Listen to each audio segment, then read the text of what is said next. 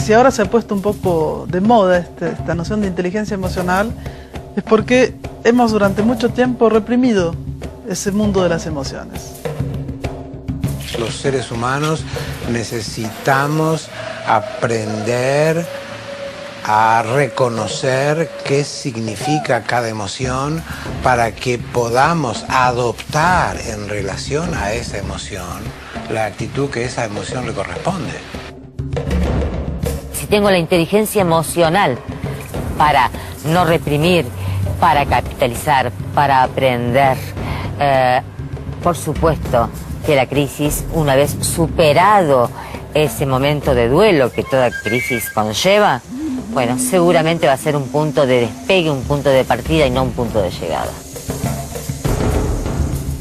Parte de la inteligencia emocional es aprender este lenguaje entre los dos sexos. Porque esto es un enriquecimiento de la vida. Es prevención de conflictos y aún rupturas que se pueden evitar si uno conoce este principio de la diferencia en el lenguaje emocional entre el hombre y la mujer. Las empresas seleccionan a las personas por sus habilidades cognitivas y las despiden por su falta de habilidades emocionales. Cómo las emociones nos condicionan y generan, en una persona que puede ser intelectualmente brillante, generan un bloqueo tal, de modo tal que a la hora del desarrollo y de la puesta en práctica de estas habilidades, se ven bloqueadas, coartadas, y el rendimiento final es muy inferior al que realmente debería ser.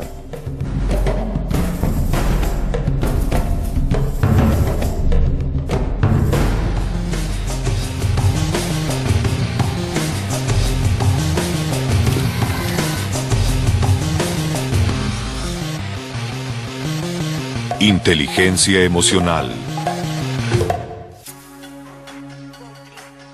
¿Por qué a algunas personas les va mejor en la vida que a otras?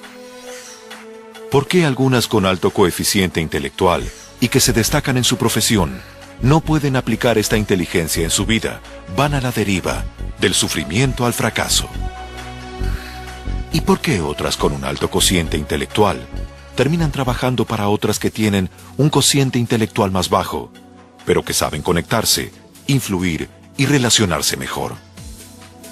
La respuesta está en las emociones.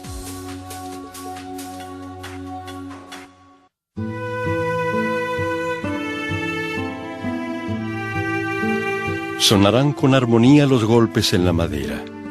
Tendrá el espíritu una caja pequeña de cuerdas finas para hablar del mundo en todos los idiomas. La música puede convertirnos, llevarnos o traernos de un lugar a otro. Los seres humanos normales usamos un 10% de nuestra capacidad neuronal total. Los superdotados, que salen en los diarios, un tipo Einstein o Stephen Hawking o demás, están usando el 12%, digamos. Con lo cual, eso da una idea concretamente de lo enorme y lo inexplorado todavía que hay a nivel del funcionamiento cerebral y a nivel de las capacidades teóricas que tendríamos si usáramos, por ejemplo, un 20 o un 30%. Quizás nuestra percepción del mundo, si se llegara a esa capacidad, cambiaría diametralmente. Tendríamos sentidos exacerbados a tal punto, como nuestro oído, como nuestro olfato, como nuestra visión, que cambiarían dramáticamente la concepción de nosotros mismos y de los otros, digamos. Y esto produciría absolutamente una revolución. ¿Puede haber algo más importante que entender lo que nos pone felices o enojados, nos entristece, nos da miedo o nos deleita? ¿Cómo influyen nuestras emociones en nuestros recuerdos, percepciones, pensamientos y sueños? ¿Están las emociones grabadas a fuego en nuestros genes o el cerebro las aprende de su entorno? En los últimos 10 años, que se fue llamada la década del cerebro, se avanzó más en el conocimiento del funcionamiento de la mente, de las hormonas, de los neurotransmisores, del sistema nervioso, que en toda la historia anterior de la humanidad. En la década del cerebro se produjeron más de 100.000 trabajos científicos acerca de todo el funcionamiento biológico de nuestra mente. 25.000 de esos 100.000 involucraban a las emociones. Lo que nosotros vemos como cerebro externo es la corteza, que es el lugar de localización más sofisticado del funcionamiento neuronal. Pero este funcionamiento neuronal tan sofisticado está basado esencialmente en el crecimiento de estructuras mucho más primitivas que nos emparentan con nuestros antepasados biológicos. En la parte más profunda, y puntualmente hablando de los aspectos de las emociones, en la zona temporal, está ubicado el lóbulo de la ínsula. En el lóbulo de la ínsula, ubicado en la zona lateral temporal del cerebro, se localizan las emociones, los sentimientos, los recuerdos, básicamente todo aquello que tiene que ver con nuestro funcionamiento afectivo y todo aquello que puede desencadenar nuestras reacciones, nuestras impulsiones y esencialmente todo aquello que pertenece a la vida instintiva. Antes de llegar a la fase estrictamente humana, donde pensamos, razonamos, reflexionamos, que corresponde al córtex, que es la parte más desarrollada de nuestro cerebro, tenemos dos partes que nos relacionan más con el mundo animal. Una que está en la parte posterior de la cabeza, a nivel del bulbo raquídeo, se llama el cerebro reptiliano. Reptiliano porque corresponde al desarrollo del cerebro en los reptiles, donde tenemos ya una parte de nuestra estructura muy instintiva e impulsiva, que hace que reaccionemos ante toda estimulación exterior, sea agrediendo, sea huyendo, sea tratando de poseer, sea tratando de escapar. Y nos permite adaptarnos a un territorio, a un entorno, para entrar ya en relación con el mundo que nos rodea. Luego está el cerebro, la parte límbica del cerebro, donde se empieza a desarrollar una relación un poco más sutil, de sentir la relación con el entorno, y ahí nacen las emociones. Todo lo que sea hemisferio izquierdo se ocupa de todo lo que sea secuencial, de todo lo que implique una determinada rutina y todo lo que implique elementos esencialmente de tipo lógico. Entonces todo lo que sea normativo, todo lo que forme parte de lo aprendido, de lo mecánico, por ejemplo conducir un auto, todo lo que sea, digamos, estandarizado y clásico, va a estar en la parte izquierda de nuestro cerebro. La parte derecha de nuestro cerebro va a ser la parte más creativa, más dedicada a lo soñador, más dedicada a la expresión artística. Sin darnos cuenta hemos dejado de lado el costado que llamaremos más femenino de nuestra psiquis, que era el que creaba toda la relación, que vive por imágenes, que tiene una visión intuitiva e instantánea de las cosas, más espontánea, más directa. Y ahora nos dimos cuenta que hay que trabajar con los dos, porque el punto común entre esa inteligencia racional y la inteligencia emocional es la palabra inteligencia. A lo largo del siglo XX, primó un concepto de inteligencia restringido prácticamente a las funciones intelectuales y se ideó una herramienta conocida como test de cociente intelectual. La prueba suele medir las funciones cognitivas como el vocabulario, el conocimiento de datos, la memoria a corto plazo, el razonamiento verbal, el movimiento ocular y manual. Muchas personas que obtienen puntuaciones bajas en las pruebas de cociente intelectual tienen mucho éxito en la vida, mientras que muchas de las que tienen cocientes de inteligencia elevados no llegan tan lejos. ¿Qué es entonces la inteligencia? Es la capacidad de adquirir nuevos conocimientos y aplicarlos en situaciones nuevas para resolver problemas no programados. Los científicos dicen que un animal es más evolucionado o más inteligente que otro cuando se sabe adaptar mejor al medio ambiente. Este principio de adaptación al medio ambiente, trasladado al terreno humano, es una buena conexión con los principios y las técnicas que propone la inteligencia emocional. Y la inteligencia es a la vez el arte de gestionar, de comprender parámetros, pero también de adaptarnos a la existencia. Hoy sabemos que la inteligencia no consiste en saber muchas cosas. Una enciclopedia sabe un montón. Hay ordenadores que tienen una memoria increíble, saben enormemente, pero no les aprovecha de nada. Porque la inteligencia tiene que probarse o frotarse, diría yo, a la prueba de la existencia y de lo cotidiano y de lo concreto. Entonces la inteligencia es cómo me adapto, cómo entro en relación. En 1920, el psicólogo Edward Thorndike postula la existencia en las personas de lo que llamó inteligencia social. Recién en 1986, Howard Gardner, psicólogo y educador de la Universidad de Harvard, impacta en el mundo de la educación con una obra clave: Estructuras de la mente, la teoría de las inteligencias múltiples. En la actualidad ya tampoco se habla de la inteligencia, sino de las inteligencias. Se sabe se acepta hoy universalmente que el ser humano dispone de diferentes habilidades intelectuales, de diferentes inteligencias. Podríamos hacer una primera tipología como una inteligencia cognitiva o racional y otra inteligencia de tipo emocional. Y dentro de la primera categoría encontramos una cantidad de inteligencias como la lógico-matemática, la inteligencia lingüística, visual-espacial, kinestésica, musical. Dos de las inteligencias planteadas por Gardner, la intrapersonal y la interpersonal, constituyen el tronco de lo que otros dos psicólogos, John Mayer y Peter Salovey, nombraron por primera vez en una tesis doctoral como inteligencia emocional. Hay muchísimas definiciones, muchísimos enfoques. Una restringida, diría, es la capacidad de manejar las emociones propias y ajenas. Pero a nosotros nos gusta mucho utilizar adaptada una del doctor Robert Cooper, que la mencionamos siempre en nuestros seminarios, que dice que la inteligencia emocional es la capacidad de sentir, entender, controlar y modificar estados anímicos propios y ajenos. Es decir, la definición es interesante porque muestra la inteligencia emocional como un proceso. Muchas veces nos dicen los participantes en los seminarios cómo tenemos que desarrollar la capacidad de sentir. ¿No es una capacidad que está dada? ¿Qué querría decir? ¿Que puedo tener una emoción y no sentirla? Existen los mecanismos de defensa, existe el inconsciente psicodinámico, y entonces yo puedo tener, por diferentes motivos, una emoción que no me es permitida o no me permito sentir. El término circuló unos años solo por los claustros universitarios, hasta que impactó en el mundo entero, gracias a la obra del periodista, psicólogo y filósofo Daniel Goleman, a través de un libro llamado La inteligencia emocional. Aparecido en 1995 en Estados Unidos, el libro vendió en pocos meses más de 5 millones de ejemplares y fue traducido a más de 30 idiomas en todo el mundo. La obra del Dr. Goleman es un momento capital dentro de la difusión de la inteligencia emocional. Por supuesto causó sorpresa ya el título, inteligencia emocional. Estamos acostumbrados, durante todo el siglo XX estuvimos acostumbrados a considerar que la inteligencia descansa solamente en el intelecto. Incluso podíamos decir muchas veces que las emociones son un estorbo para el intelecto. Hoy sabemos que no es así.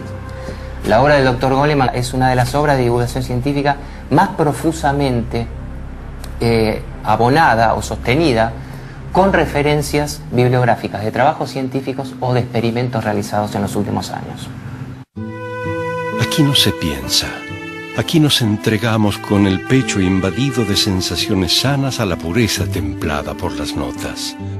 Hay sabiduría en el golpe, en el brillo del barniz, en medir con el ojo la recta perfecta hacia una vida tranquila. Nuestro cuerpo, dispuesto a escuchar, abandona el miedo, desconoce la tristeza. El suelo desaparece frente a la evidencia de la belleza, ahora hecha música.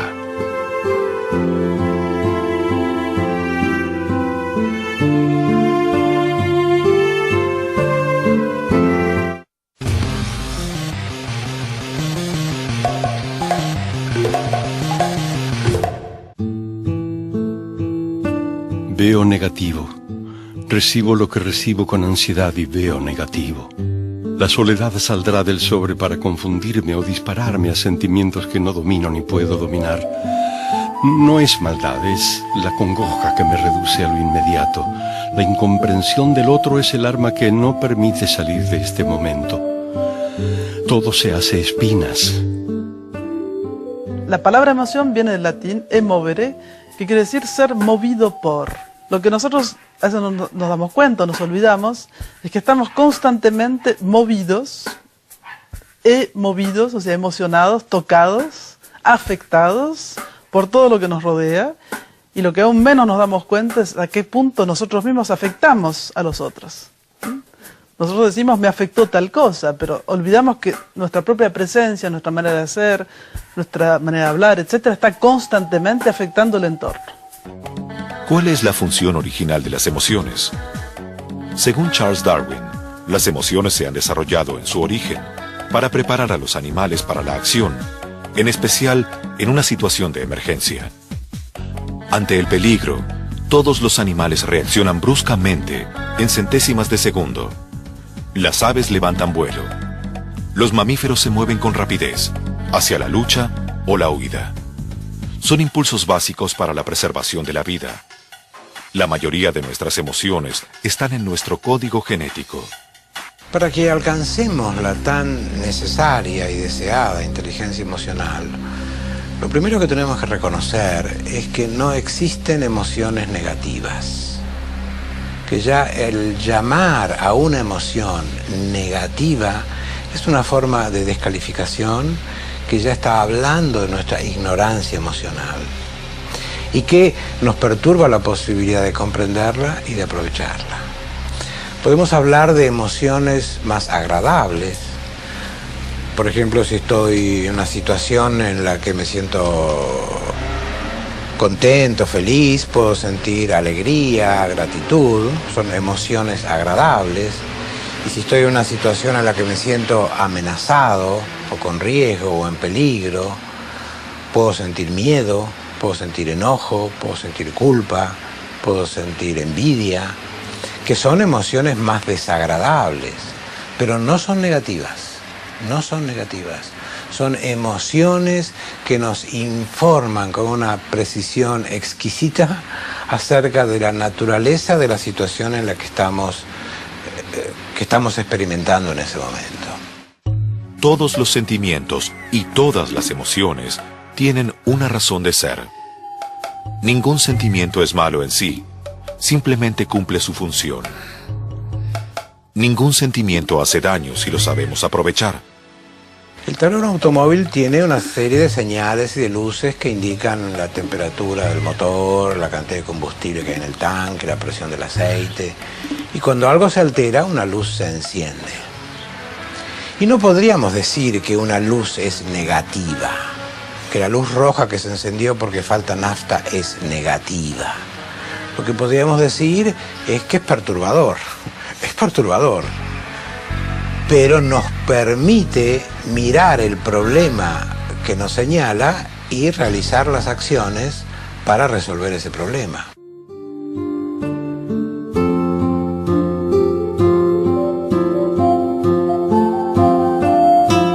Veo negativo. Conozco este lugar, pero hoy soy extranjera. Conozco esta letra, pero ahora es fierro viejo. De la preocupación voy a la pena. Mejor dormir, mejor soñar. Esta es la única trampa que se me ocurre. ¿Habrá un lugar que me devuelva el cuerpo? ¿Que me integre en unidad como un puño cerrado? La neurosis es esa. Es la expresión de los intentos fallidos que tenemos de producir bienestar. Queremos producirnos bienestar y lo que hacemos para obtener eso es como regar a una planta con alcohol.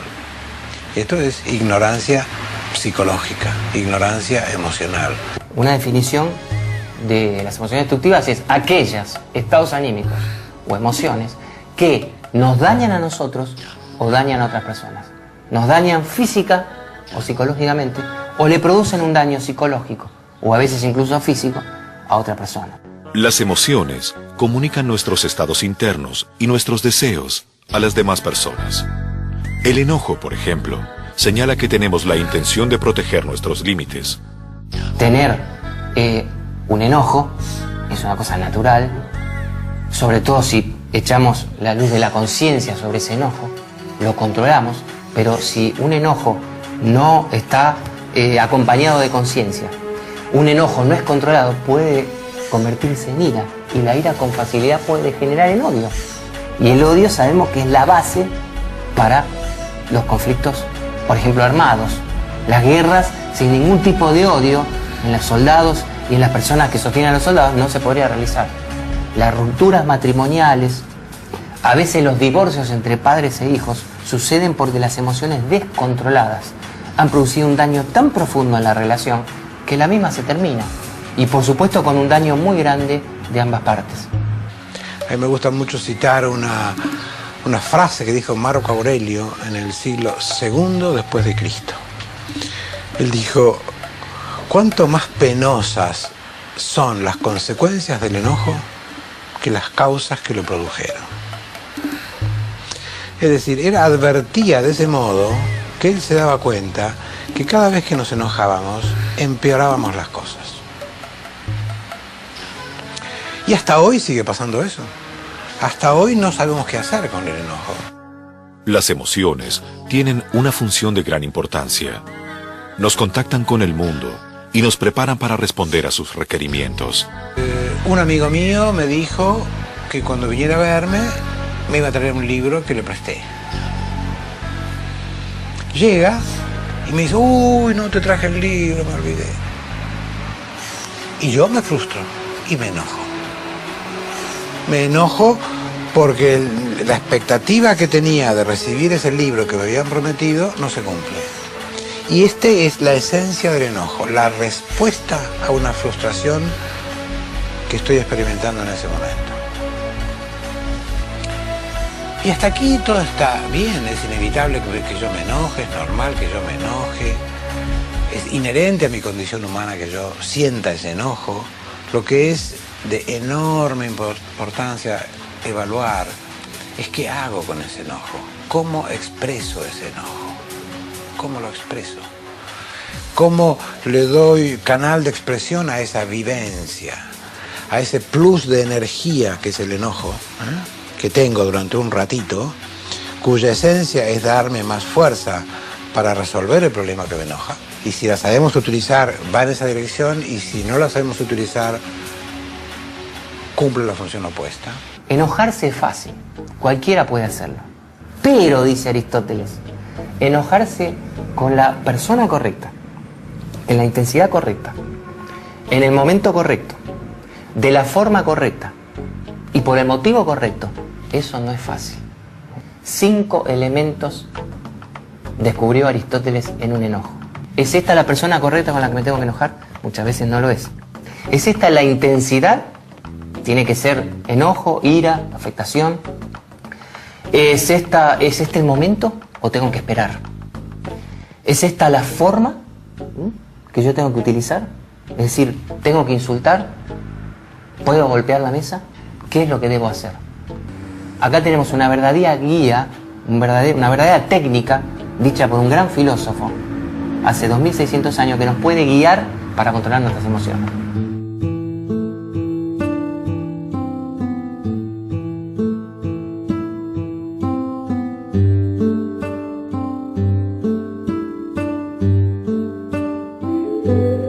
Veo el agua. Todo puede cambiar según mi espíritu. Pasa lo mejor y lo peor también pasa. El desconocimiento que hace un instante tapó todas las salidas cede lentamente cuando me calmo y dirijo mi atención a cambiar de actitud frente al mismo problema. El agua se lleva lo que sobra, junta las partes dobladas por la melancolía.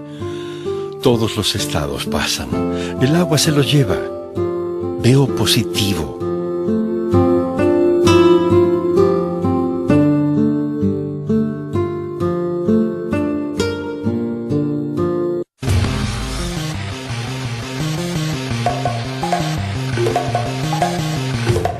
No creamos que la inteligencia emocional es un concepto nuevo. Lo que es nuevo es la manera de formularla hoy, porque llegamos a tal dificultad relacionante entre la gente que nos dimos cuenta que estábamos yendo por un camino errado. Entonces, esa situación llevó a preguntarse si se podían mejorar las cosas. Y es así como esa inteligencia emocional poco a poco se está empezando a utilizar entre los diferentes instrumentos de las ciencias humanas, de la antropología aplicada a la empresa, justamente a la educación, a varios dominios de investigación. En cuanto al cociente emocional, a la educación emocional, no hay edad por la cual podamos decir esta persona no puede aprender. Incluso hay indicios, estadísticas realizadas en distintos países, que dicen que una persona de edad media puede llegar a aprender mejor y más rápido que un joven. Quizá por cuestiones de metabolismo, quizá por la orientación en la vida, quizá porque cuando nos vamos avanzando en la vida nos vamos golpeando y esto va produciendo cierta madurez emocional, nos guste o no nos guste. Entonces, la buena noticia es que el aprendizaje acerca de nuestras emociones se puede ejercer en cualquier momento de la vida, incluida la tercera edad. La inteligencia emocional determina nuestro potencial para aprender y desarrollar las habilidades prácticas que se basan en sus 5 elementos. Conocer las propias emociones.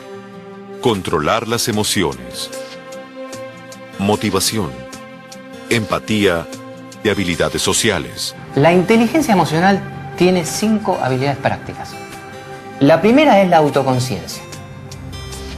La autoconciencia es la capacidad de reconocer un sentimiento mientras está ocurriendo. Es la capacidad de conocer con la mayor objetividad posible nuestros deseos, nuestros pensamientos, los estados anímicos, la vinculación entre los deseos, los pensamientos y los estados anímicos. Un alto grado de autoconciencia puede ayudarnos en todas las áreas de nuestra vida. Todos los seres humanos tenemos fortalezas y debilidades, pero la diferencia entre nosotros puede darse en el nivel de autoconciencia que tengamos. La autoconciencia incluye la habilidad de escuchar a otras personas que nos reflejan parte de nuestra identidad y de nuestra conducta que no podemos observar. Hay 4 fases. En una reunión yo estoy gritando muy agresivamente a otra persona. La otra persona se siente afectada. Cuando termina la reunión, me dice, mirá, me ha molestado mucho la forma en que me has gritado tan agresivamente. Yo te grité. Esa es la fase 0 de la autoconciencia. Caí en un estallido emocional, en una reacción emocional inconveniente que quizá ha molestado a otra persona y soy totalmente inconsciente de lo que he hecho. Fase 1, podríamos decir. Estoy gritando. He terminado de gritar y acabo de tomar conciencia de lo que hice. Entonces le pido disculpas a la persona. Le digo, sé que estuve gritando, no lo pude controlar. O sea, es la autoconciencia de lo ocurrido.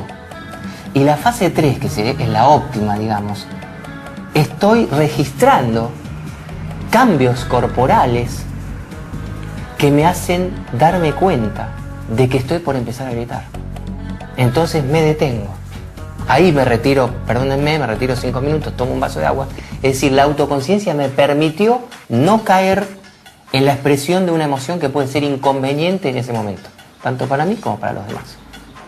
El autodominio, el ser capaces de soportar las tormentas emocionales a las que nos someten los embates de la fortuna, en lugar de ser esclavos de la pasión, ha sido elogiado como virtud desde los tiempos de Platón. Los romanos y la primitiva iglesia cristiana lo llamaron temperantia, templanza, el dominio del exceso emocional. El objetivo es el equilibrio, no la represión. Segunda habilidad práctica, el control emocional.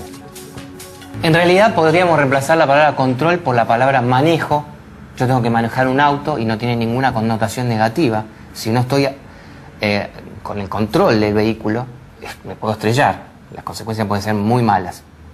Entonces la palabra control creo que es útil, se puede reemplazar incluso por gestión o por dirección de las emociones, y es todo lo contrario de la represión emocional. La represión emocional por lo general es inconsciente o es forzada. El control emocional es voluntario y espontáneo. La represión muchas veces es consciente, es decir, yo soy consciente que estoy reprimiendo esto porque tengo miedo, porque me da vergüenza, por lo que fuere, porque tengo pánico de perder algo. Reprimo. Sí, me quedo con un sentimiento obviamente angustioso. Y otras veces soy absolutamente inconsciente. Esta es la represión más profunda, ¿sí? Entonces, acá yo ya no tengo manejo, porque acá justamente hay algo desde mi interior que está haciendo, ¿sí?, que yo algo no lo deje salir, algo no se dispare, porque de dispararse me haría mucho daño. De algún modo hay un mecanismo de defensa, por un lado que me está protegiendo, pero por otro lado, en algún momento esto va a tener repercusiones, porque la represión siempre tiene repercusiones. Reprimir es tapar la olla, y entonces como tapamos y no expresamos nunca lo que quisimos decir, nos enfermamos. En cambio, controlar es dejar pasar, pero controlando el flujo de lo que sale. Esa es la diferencia. El control emocional no es el encendido y el apagado del equipo de música. Es el marcado del volumen. Es decir, esta música que estoy escuchando, ¿está demasiado baja que no la puedo escuchar?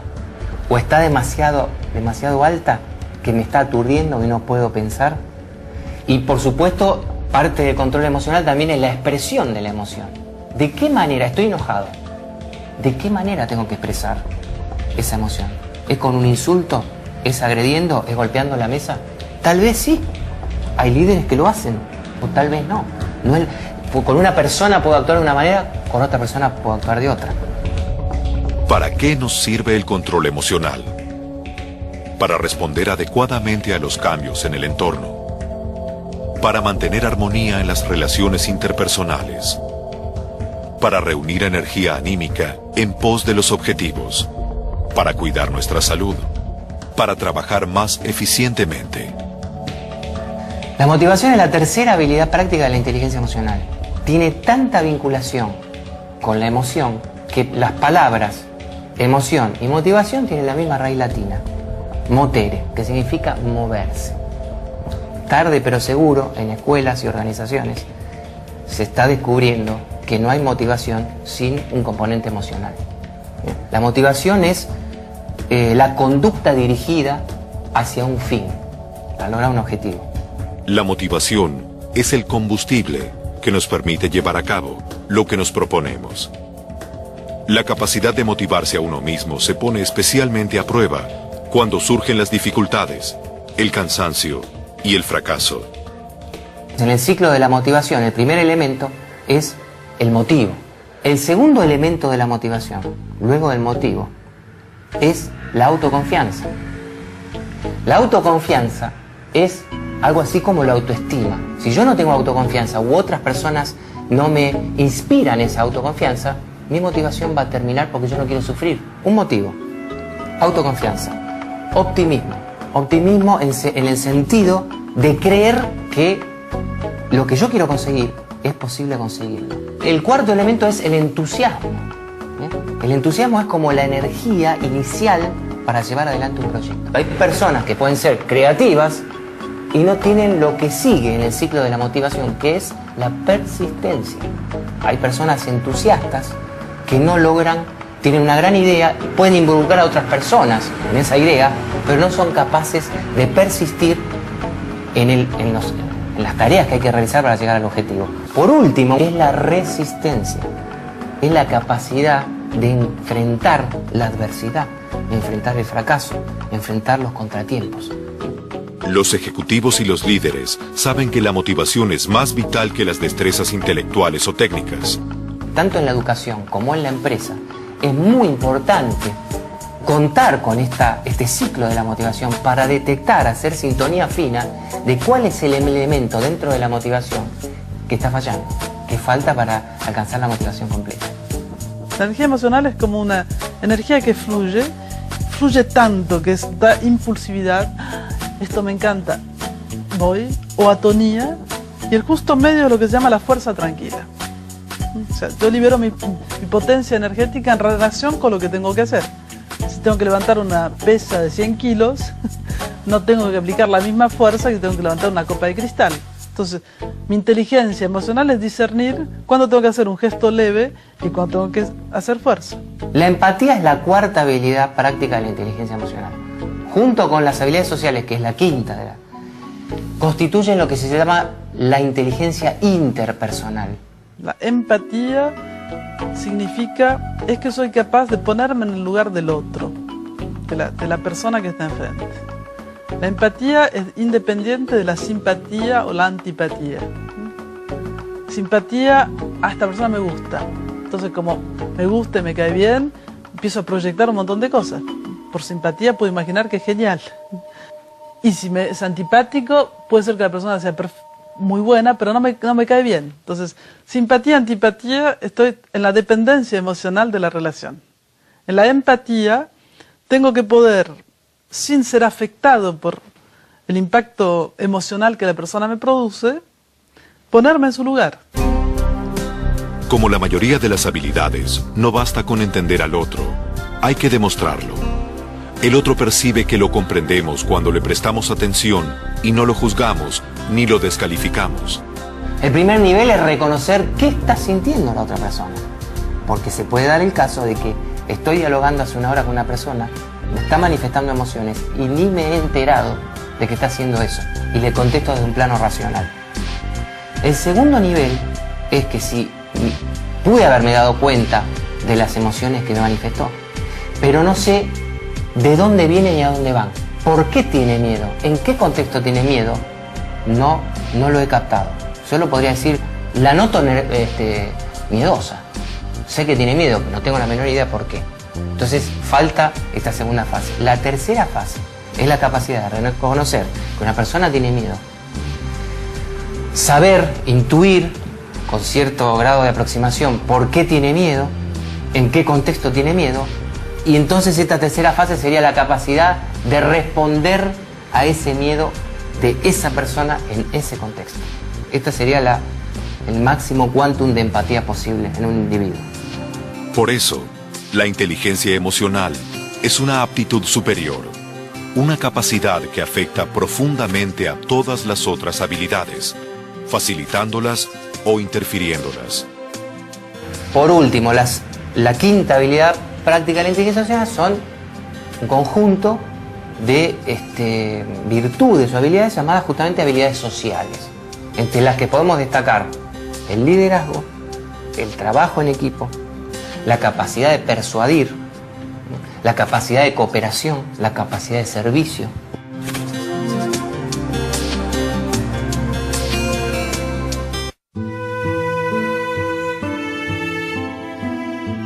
No todos los encuentros responden a nuestras expectativas. La vida cotidiana es pura sorpresa disfrazada de rutina. En un momento cualquiera, y por razones comunes, nuestras emociones pueden desbordarse.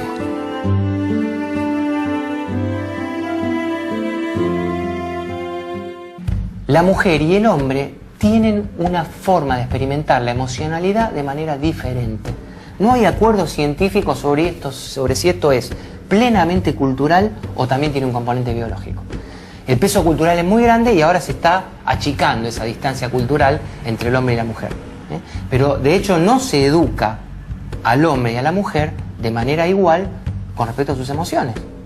A los hombres, por ejemplo, hay determinados clichés que aún hoy lamentablemente se siguen usando. No llores, no te muestres tan sensible, no tenés que tener miedo.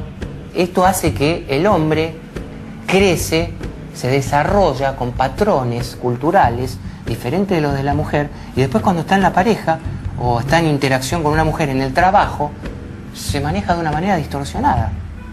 La mujer también puede tener sus distorsiones, pero se nota más en el varón. Si un niño cuando es pequeño le tiene miedo a algo y le dice la maestra, los compañeros o la madre, pero qué cobarde que sos, cómo no te animás, esto hace mucho daño. Esta ignorancia con que se trata esa emoción del niño lo hace mucho daño porque lo está descalificando injustamente, porque no es esa la realidad de lo que es el miedo. Las emociones nos hacen vulnerables, tal vez por ese motivo aparecen los mecanismos de defensa y aparecen las distorsiones culturales que nos dicen que no tenemos que llorar, que no tenemos que experimentar miedo, que no tenemos que ser demasiado sensibles, etc. También hay pautas culturales que perturban la experiencia de ciertas emociones. En una cultura altamente machista, tener miedo para un varón es ser maricón, lo cual perturba altamente la posibilidad de que yo sienta qué miedo tengo y de qué me está informando ese miedo. Así que efectivamente las diferentes culturas con sus diferentes pautas y valores y prioridades van inclinando la experiencia humana en una u otra dirección. Las relaciones amorosas alcanzan algunas de nuestras necesidades más profundas: ser amados y sentirnos respetados. Los temores de abandono o de quedar privados emocionalmente. No es extraño que durante una pelea matrimonial actuemos como si estuviera en juego nuestra supervivencia. Porque el duelo de una pareja es mucho más doloroso, y esto hay muchos estudios al respecto, que muchas veces el duelo de una muerte de alguien querido. ¿Por qué? Porque cuando alguien murió, se murió, ya está, no puedo hacer más nada. No más que el duelo, otra cosa no puedo hacer. Pero la pareja no se murió. Y sigue dando vueltas por el mundo. Y sigue estando esta ilusión. Por lo tanto, ese duelo es un duelo mucho más duro. Y es un duelo que lleva mucho más tiempo. Y ahí habrá que tener mucha inteligencia emocional para que este duelo no se haga patológico. Porque si no, puede desencadenar en patologías muy serias. Estudios de laboratorio revelaron que durante una discusión, las emociones de una persona son tan intensas, su perspectiva tan reducida y su pensamiento tan confuso, que no hay esperanzas de adoptar el punto de vista del otro, ni de resolver las cosas de una forma razonable. El lenguaje emocional es muy diferente entre el hombre y la mujer. Emiten mensajes distintos. Cuando el hombre le dice a la mujer, ¿qué te pasa?, la mujer escucha música en sus oídos. Se interesa por mí, me quiere. Esto es cuidado, esto es afecto. Pero cuando la mujer le pregunta al hombre, ¿qué te pasa?, el hombre de alguna manera se siente amenazado. Siente como que le invaden su territorio. Siente quizá como que esa pregunta conlleva un cuestionamiento, un entrometimiento en sus estados anímicos. Solamente una pregunta de 3 palabras marca una diferencia. Imaginemos una verdadera discusión completa, ¿no? Todos los mensajes de tipo emocional que envía la mujer y que envía el hombre, que estudiados lingüísticamente, tal vez en términos racionales parecen decir lo mismo, y sin embargo están diciendo cosas muy distintas. Cerca de un 50% de matrimonios terminan en divorcios cuando los cónyuges descubren con tristeza que no se han casado con la persona que creían. Dentro del primer año de matrimonio, salen a relucir los problemas individuales de inteligencia emocional y las incompatibilidades de relación. Y muchas parejas no conocen la manera de abordar esos problemas. Parte de la inteligencia emocional es aprender este lenguaje entre los dos sexos. Porque esto es un enriquecimiento de la vida. Es prevención de conflictos y aún rupturas que se pueden evitar si uno conoce este principio de la diferencia en el lenguaje emocional entre el hombre y la mujer. Toda planificación, cuando se confronta a la realidad, va a engendrar conflicto. O sea, el conflicto es innato con la existencia. Y eso es algo que no hemos aprendido en la escuela. Y la buena gestión del conflicto es cómo pasar del conflicto al diálogo. La resolución del conflicto lleva a la comunicación. Y asumir que la persona que está enfrente, la situación, no sea exactamente como la he pensado, no tiene que ser dramático, porque a veces justamente el otro me va a aportar un punto de vista que yo no había integrado. Y entonces me voy a enriquecer de esa diferencia.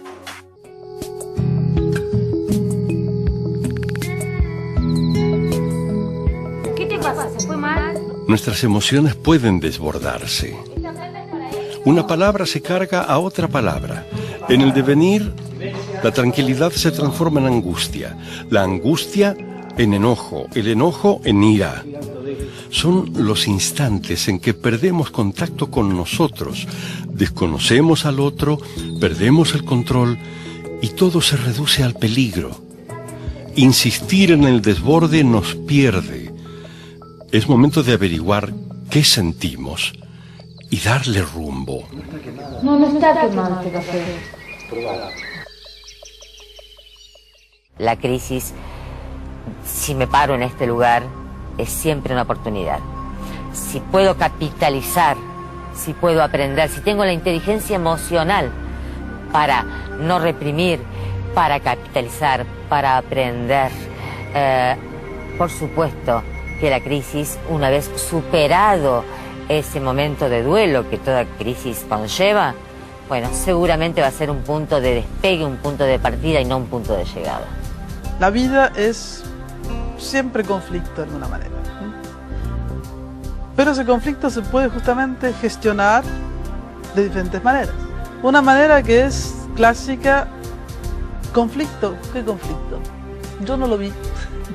Es el monito que cierra los ojos, yo no estaba, no vi nada, estaba en otro lado. Eso se llama el conflicto no asumido. como podemos rápidamente darnos cuenta, la emoción que domina en un conflicto no asumido es el miedo. Me escapé, me fui, yo no quise saber nada. Segundo caso es el caso justamente de lo que se llama el conflicto abierto. Quizás incluso la persona de enfrente no me quiso agredir, pero me miró un poco torcido y me molestó. Entonces, como yo estoy habitado de mucha cólera, ahí voy y ataco, contraataco e incluso desarrollo una violencia excesiva respecto a la situación. O bien, es una situación efectivamente de conflicto, pero no quiero arreglar la situación. Entonces ahí exacerbo y mi cólera es lo más poderoso. Eso se llama un conflicto abierto. Si tú dices blanco, yo digo negro, o sea, siempre me opongo, oposición.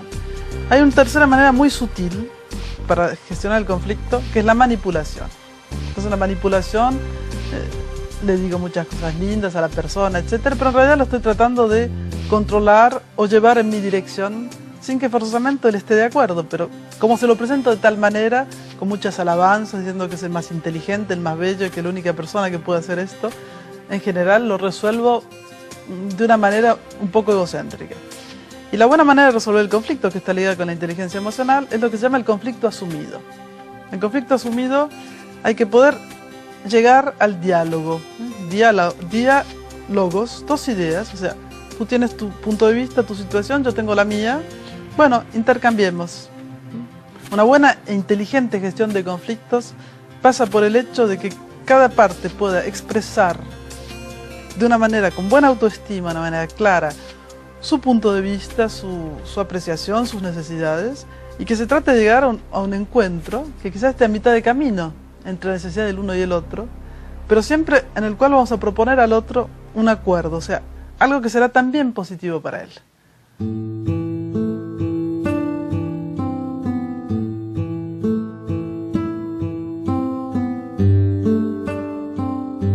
No se trata de la razón, se trata del amor y el cariño por el otro. Todo un pasado de ternura viaja frente a nuestros ojos y nos devuelve el alma al cuerpo. Ahora somos quienes dirigimos nuestros actos. El rencor se disuelve entre el líquido del abrazo para abrir nuestros sentimientos.